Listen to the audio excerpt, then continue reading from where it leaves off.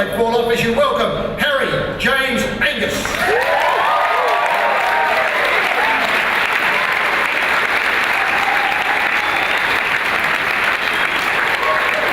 Hello.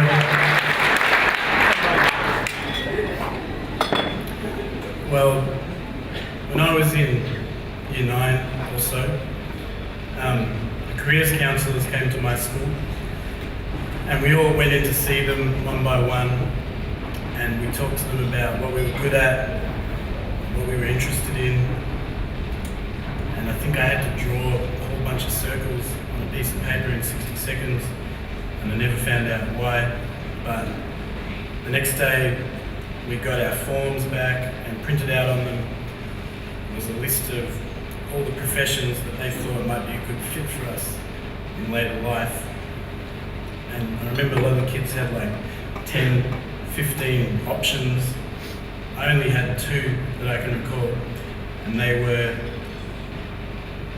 music teacher, music therapist. Well, our careers counsellors told us not to, our schools told us not to, our parents told us not to, our bank managers told us not to, but here we are tonight, ladies and gentlemen, we're all part of the music industry. Which is, of course, it's a terrible term that no one really likes that much. And, you know, it's like you open up the business section of the newspaper and there'll be like a pie chart or a bar graph showing how CD sales have declined over the last decade, or something of that nature. And it always makes me feel sad. Not because of declining album sales, although of course that's a shame, but it's more just that that my beautiful world of music, all the people that I've seen and the places that I've been and the magical experiences that I've had and the wonderful work that my friends and peers have done, and to quote the former Minister for Education, was it? I can never keep track. The power and the passion. That all that should have anything to do with a bar graph in the business section of the paper, especially a bar graph that's trending downwards on its horizontal axis. We are practitioners of an ancient craft.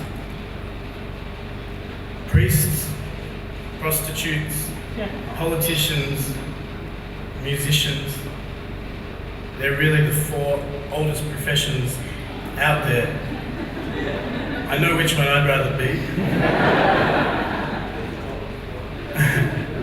Don't heckle me, I can't hear you. I'm really nervous. You know, and for thousands upon thousands of years, music has been about birth and death, weddings, feasts, sacrifices, initiations, rain dances, war cries, sunrise, sunset, changing of the seasons, waxing and waning of the moon, fairy tales, lullabies, cultural identity. And strange as it feels to say, that's the business that we're in today. And that bar graph in the paper, that tells one story about albums, but it doesn't tell another, and obviously a much more important story, and that's the story of that one person or those million people who bought your record, or maybe they didn't even buy it, maybe they just came by it somehow, and they took it home and they made your music a part of their lives and part of their memories. They danced to a song that you wrote at their wedding, a song they fell in love to. They listened to music that you made when they were getting pumped up for a job interview, stuck in traffic, washing the dishes, getting a house party started.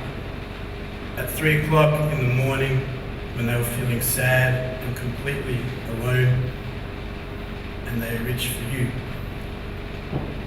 And that's the business that we're in. And we actually have something really important to contribute right now in this increasingly fractured society. There's very little else besides music that can bring together a few people or a whole lot of people who normally would never willingly set foot in a church, most of them, unless they were backpacking around Europe, and bring them together and help them to close their eyes, have a moment of thoughtfulness, sadness, reflection, beauty, or throw their hands in the air in a kind of ecstatic frenzy. Get 100 people and chuck them in a crowded train carriage, and you can watch them desperately avoid each other's eyes as they finish the long, tortuous journey home. But get those same 100 people, put them in a little bar, in a crowded, in a little pub somewhere, give them a few beers, and put any one of you guys here tonight on that stage in the corner. And those people will be sweating all over each other, standing on each other's toes, elbowing each other in the ribs, having a great night. Now, I've seen enough movies to know that one day soon we're going to all be living in some kind of post-apocalyptic scenario. And when that day comes, all the real estate agents and the stockbrokers and the investment bankers and the secretaries and the life coaches and the lawyers and the et ceteras, they're all going to be scrabbling around in the forest looking for mushrooms.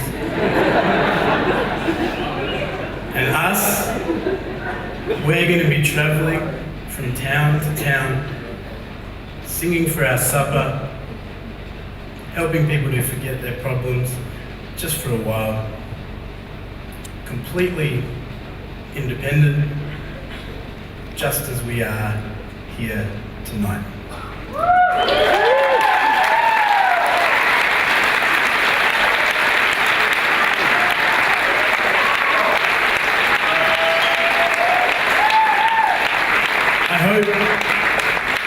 I hope that you all need wheelbarrows to carry home all the awards you're all going to win tonight. Have a great evening, and please, ladies and gentlemen, join me in making a mighty sound, and please welcome the first band for the evening, Sasquatch.